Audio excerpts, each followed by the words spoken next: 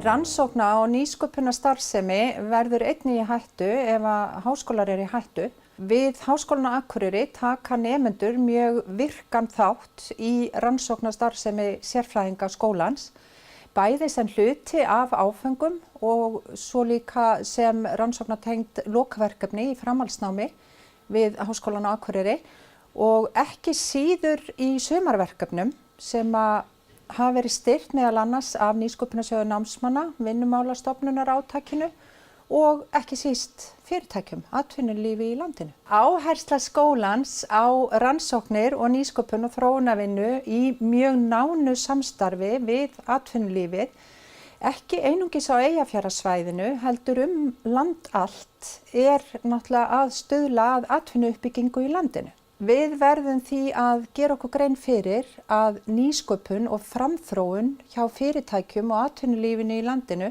verður einnig í hættu ef háskólar eru í hættu.